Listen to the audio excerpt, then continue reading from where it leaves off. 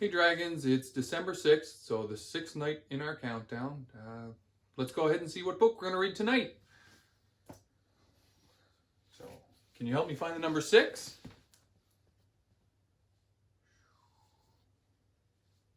There we go. Let's take a look. Aha!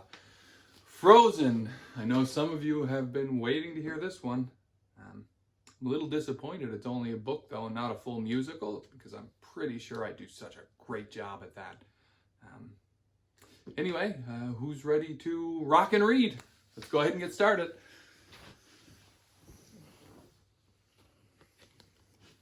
All right, Frozen.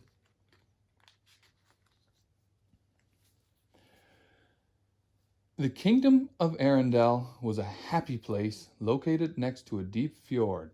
At night, the northern lights often lit up the skies in beautiful patterns. But the king and queen lived with a secret worry. Their eldest daughter, Elsa, had magical powers. She could freeze things and create snow even in the summer. Their youngest daughter, Anna, just adored her older sister. The two loved to play together in the snowy playgrounds that Elsa created.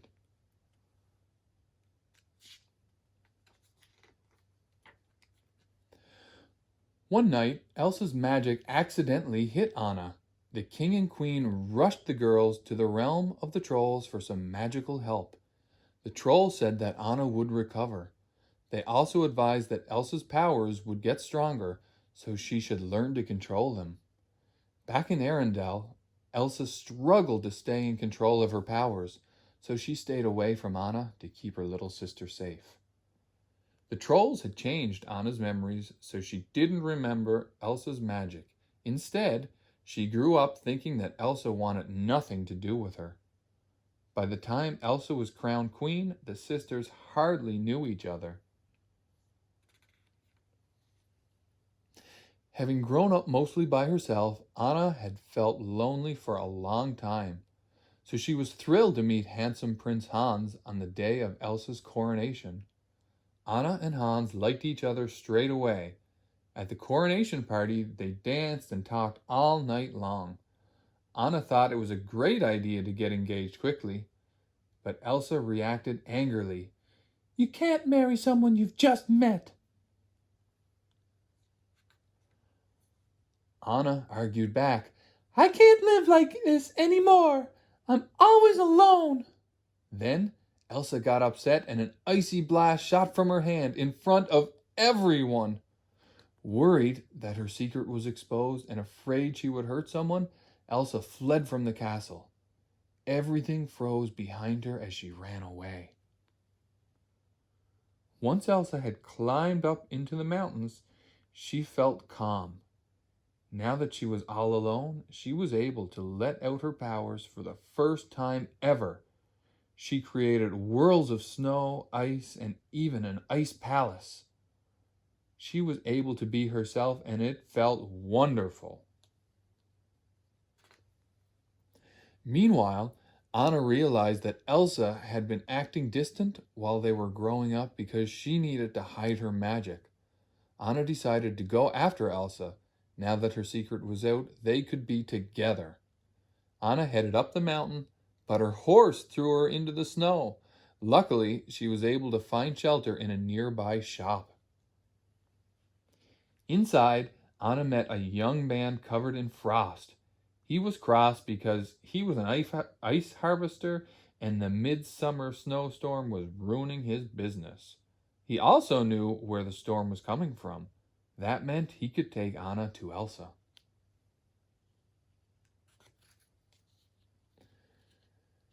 Anna hired the young man, who was called Kristoff, to take her up the North Mountain to find her sister. His reindeer, Sven, came along on the journey too. As they neared the top of the mountain, the trio saw a beautiful wintry landscape. Elsa had covered everything with glistening, sparkling ice.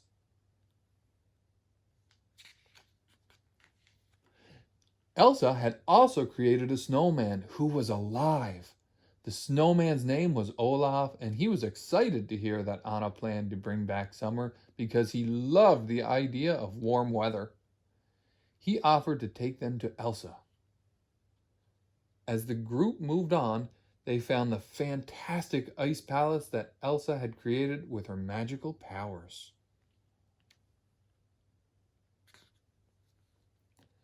Anna was impressed by Elsa's powers and sparkling ice palace, but she really wanted Elsa to come back home. Elsa thought the people of Arendelle wouldn't accept her, and she was still afraid that she would hurt them. The two girls argued.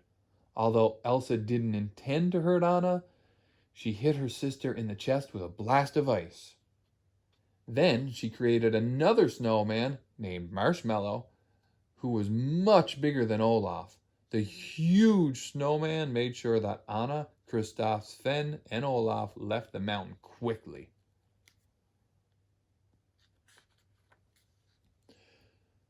Once they were safe, Kristoff noticed that Anna's hair was turning white. Kristoff took her to the trolls to see if their magic could help. The trolls explained that Elsa's blast had hit Anna in the heart and that soon she would freeze completely.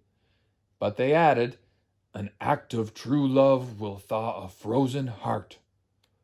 Olaf and Kristoff decided to hurry Anna back to Arendelle so she could get a true love's kiss from Hans. Meanwhile, back in Arendelle, Hans helped everyone during the storm. Then Anna's horse arrived back in Arendelle without her. Hans took a group out to find Anna, but they found Elsa first.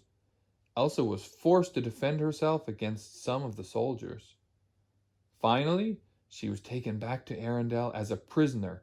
They were convinced she was dangerous.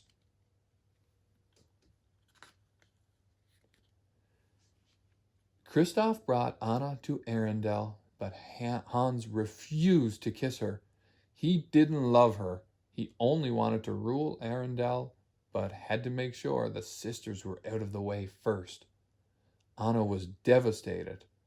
But Olaf realized that Kristoff loved Anna, so his kiss could save her.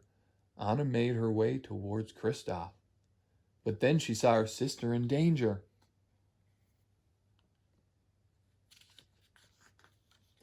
She threw herself in front of Elsa just in time to block a blow from Hans' sword.